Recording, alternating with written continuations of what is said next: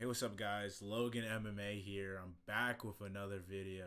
Second vid. We did pretty decent on the first video. You know, we're trying to build a community, so please subscribe if that's in your will, or hit the like button for sure. But went 10-3 on that card, 5-5 on the main card too. So pretty good, I would say. So um, if you guys want me to start reviewing cards too, like after they happen, I'll for sure look into that.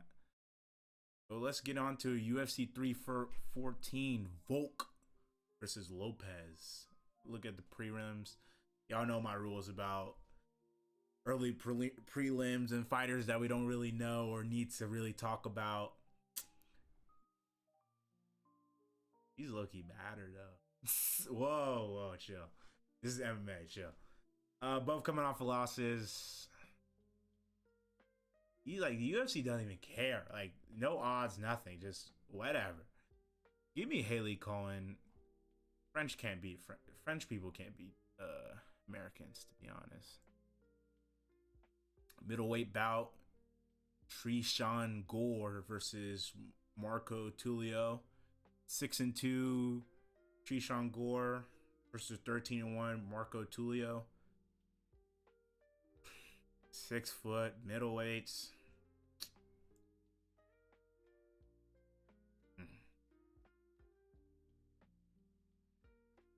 Marco Tulio. I mean, Trishan Gore, wrestler, obviously.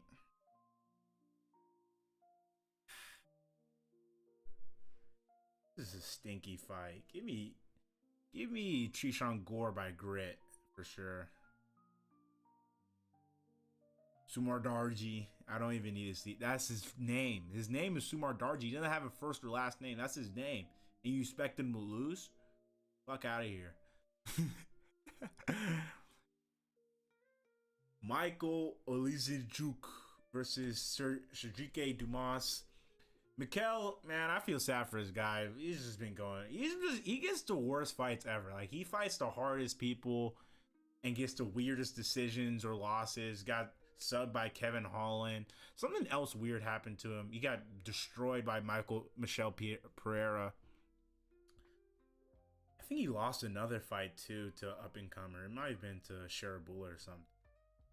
Versus Cedric Dumas, local bum Dumas, but he said he could beat the 40. The what's his name off the back of that guy, which he probably could.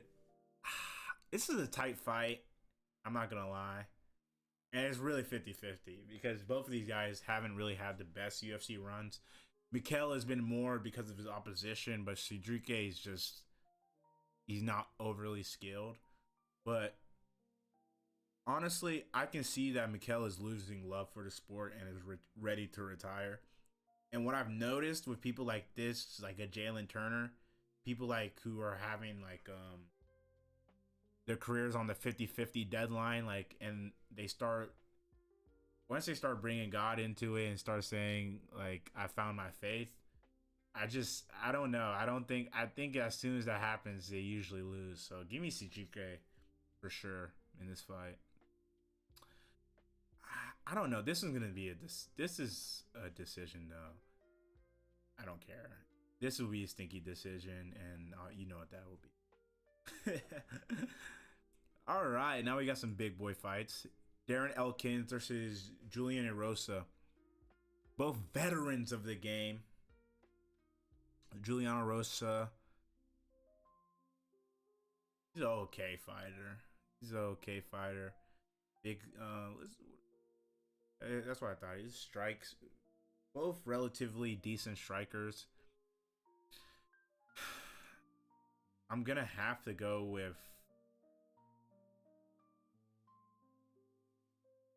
I like Erosa here, but Darren Elkins is more of a wrestler. Give me Darren Elkins. Wrestlers have been really dominant in the UFC. If you all haven't been noticing, because the smudges works. Like the smudge is a proficient strategy. We saw that last week with Torres Finney.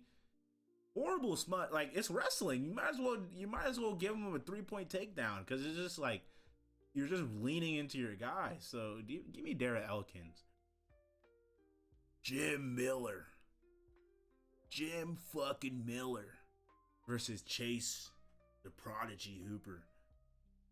Jim Miller, just a gritty guy. The guy you see at your local bar ripping beers. Look at him ripping Coors Light. I've seen guys like this rip 100 Coors Light without moving. He ripped 100 Coors Light without moving. Versus Chase Hooper.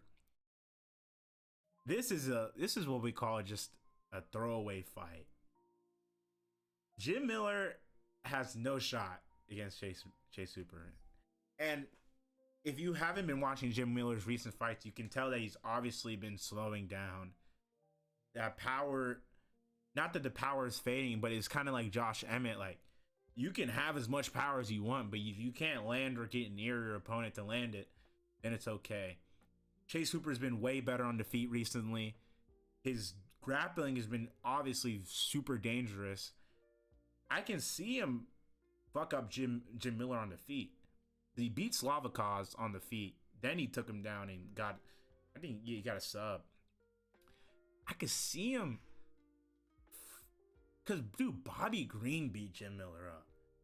So give me Chase Hooper to beat up Jim Miller. I don't think he finishes him, though. I have Chase Hooper to beat up Jim Miller and maybe a few wrestling exchanges, but I don't see the grappling playing too much of a part because of Jim Miller's jiu-jitsu experience. But yeah, give me Chase Hooper for sure, at least by decision too. He's getting hey, put that on a parlay. We'll put a parlay at the end of this video, but for sure. Zhang Xiaonan. I think I'm saying that right. Rena Jandrobob. I know these people too. These are female fighters I actually know.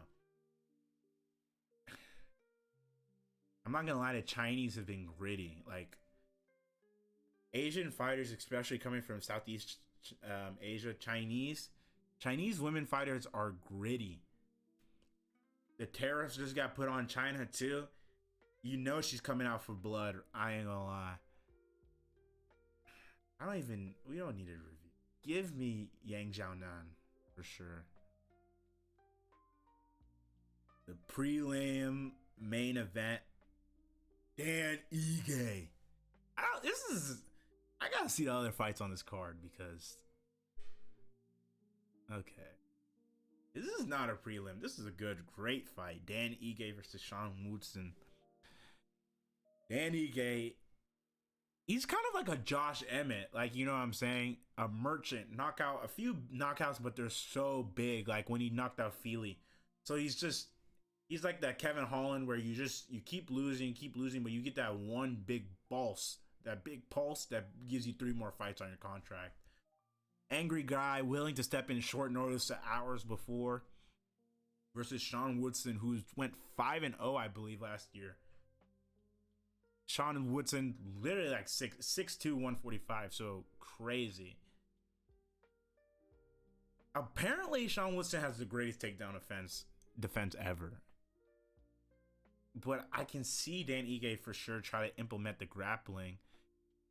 I don't see a way Sean Woodson really wins this fight.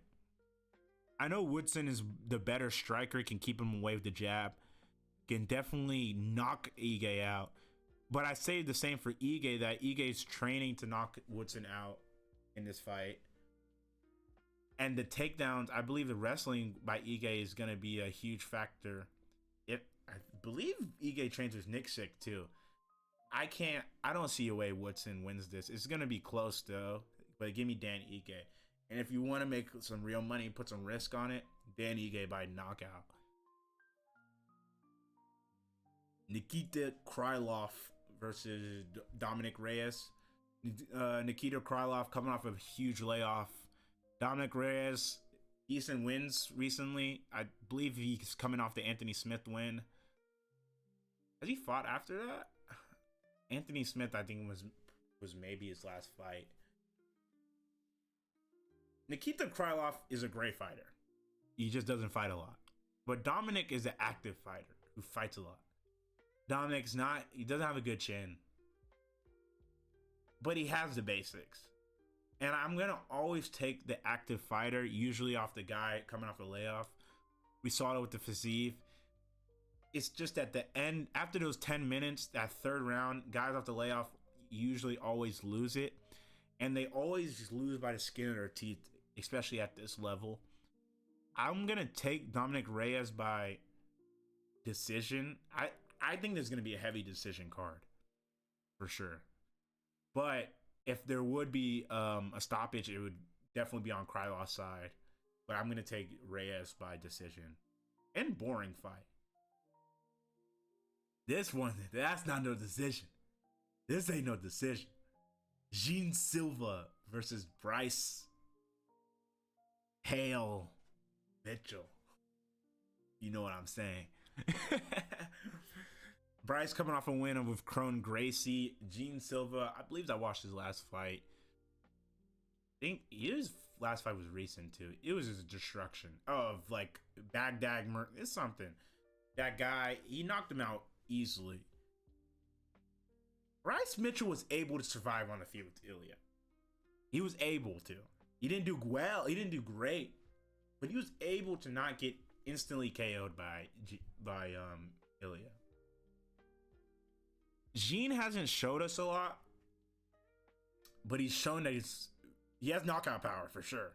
He's explosive and he can probably wrestle and do jiu-jitsu. And personally, for me, I would pick Bryce Mitchell because I'm a gambler and I love Bryce. I don't love Bryce Mitchell, but I like funny. I don't like aura monsters like Gene Silva. The odds to this fight are going to be like -1,000 to like. Bryce Mitchell's odds are crazy. He's probably like a 10-1 underdog. I don't like big aura monsters like Gene Silva. Gene Silva is not one of my favorite fighters because, like, I don't know. He's just not my type of style of guy. But I don't see a way Bryce Mitchell has a chance in this fight. Gene Silva is obviously going to be looking out for Bryce's black belt grappling. I think he knocks out Bryce. And probably on the ground, too. But he might come out there and make a point to sub Bryce. But Gene Silva by stoppage for sure. Patricio Pitbull versus Yair Rodriguez. Yair taken a hard couple of losses to Ortega and Volk, but he's lost to the best. Patricio Pitbull, Bellator guy coming in, knocked out Michael Chandler, I believe. Insiders say that Yair has been OD training. He's been OD serious about this, and like he looks crazy phenomenal. But everybody, they say that about Yair every fight. Like he's just looking phenomenal every fight. So I can't even take the insider's thoughts on this. Patricio, he's a well-rounded fighter who can definitely take advantage of Yair's grappling's weakness. But who beats Yair on the feet? And Yair's been, bro, if you get taken down and abused in this fight, then whatever. Move up or something, because this has happened too many times. I'm gonna take Yair. I like Yair here. I don't think anybody can beat Yair on his feet in a straight up standing battle, and I believe Patricio is gonna come out here looking to stand and make a point with Yair. I want to give Yair a close decision or split decision. Now we're talking big boys. Michael Chandler versus Paddy Pimblett.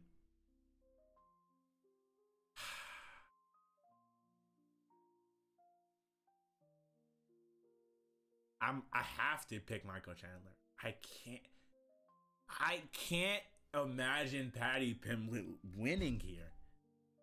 How? Does he knock him out? If Oliveira's not subbing this guy, Michael Chandler is a hungry guy. Look at his face. He's hungry. Conor McGregor did him nasty. He's hungry. He has 2 black children to feed at home. This guy has made his life purposely hard. In any way you can make your life hard, Michael Chandler will do it. Instead of winning fights, he chooses to lose. He chooses to shoot a takedown when somebody's hurt. He chooses to gas out. He makes his life hard. This is a grinder. And you think he's gonna lose to a beans and mash ass? Yo,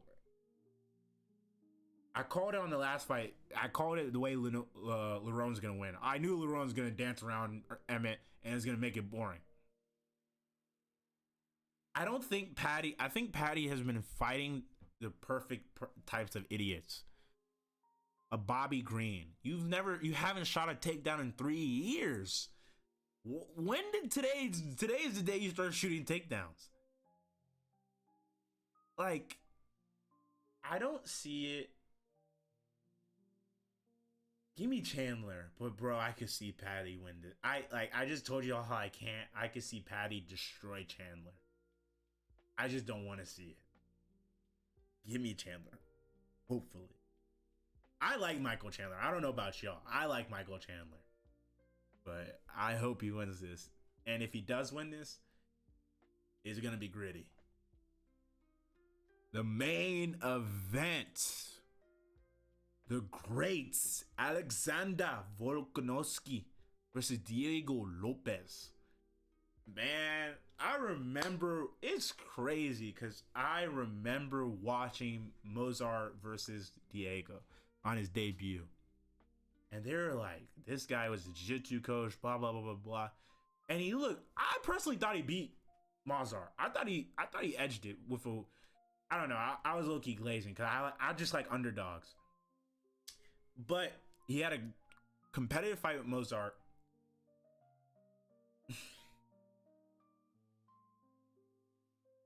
He's been destroying people. I forgot the black guy he knocked out, but I remember it. He knocked him out so quickly too, like uppercut in the clinch, and it was just so quick. Beat Diego Lopes. Well, I think he has another good win. Oh, Ige too. He beat Ige too. I think Lopes is gonna win this fight. And why I think Lopes is going to win this fight has nothing to do with Alexander Volkanovski. I think he's going to win this fight because I think this year is the old guard's last to stand. The Dustin Poiriers, the Justin Gaethjes, the middleweight, the Marvin Vettori, the Jared Cannoniers, the Paulo Costas. The 2018-2017 class of fighters. You know what I'm saying? Like a Volk. I don't know when Volk got into the league, but like, you know what I'm saying? Like that 2017, 2018 Izzy package, those guys. Kai Kara France. I think this year is the year they're getting phased out. And Alex is going to get phased. And it's been really apparent that the Australian guys, their adaptation has been really bad. And I think Volk has beat a lot of fighters that they couldn't shine Diego's shoes. Some of the fighters, and Lucas Tracy's gonna get mad at that one, but some of the fighters Volk has beat couldn't shine Diego's shoes. Max Holloway and kind of you know, the Brazilian. What's his name? What's this guy's? Max Holloway. You all know what I'm talking about. The other featherweight champ, the big time. I don't know why his name is blanking for me right now. Are the wins that I believe that make Alexander so great. But Diego Lopes, the Korean Zombie, Yair. I think Lopez beats all those guys. Probably finishes all those guys. Maybe not Yair. Not to mention Volk is old. I think he's gonna be the first 35, 36-year-old, like under lightweight something. You know, one of those stats. But if he wins here, he would be like the oldest champion ever in those lower weight classes. He's coming off 2 brutal knockouts. He took some time off this time though. 2 brutal knockouts. I'm scared he's gonna be shaky, as in he's not as confident. If y'all didn't watch, but like Tim Tszyu, when he got cut on his over top of his eye, his next fight At the start of this fight, he got punched there and he started reaching for it. I think Volk is going to experience some knockout PTSD. He's an older guy and he's really started experiencing his losses at the end of his career. I also don't like him at 145. I think the weight cut's really, really bad for him. I think he's a big guy. I have to go Diego Lopez. I don't see that Volk has. Volk's not a power puncher. He's more of a volume guy. He can take you down. I think Lopez was able to deal with Mozart, which I think Mozart's definitely a better grappler than Alexander, as in getting takedowns, not keeping him down or jiu-jitsu escape. I don't think Volk has enough at this age to beat a Diego Lopez, who I think is going to be pretty big in there. This is the change of tides. I think it's the change of tides. Our UFC stars are really leaving the sport, and I think this is gonna be. It's not the start. It's already started this year, but this will be a profound event of Diego destroying Volk. Anyways, like and subscribe. I'll see y'all. Logan MMA. I just like talking to MMA. I'll see y'all.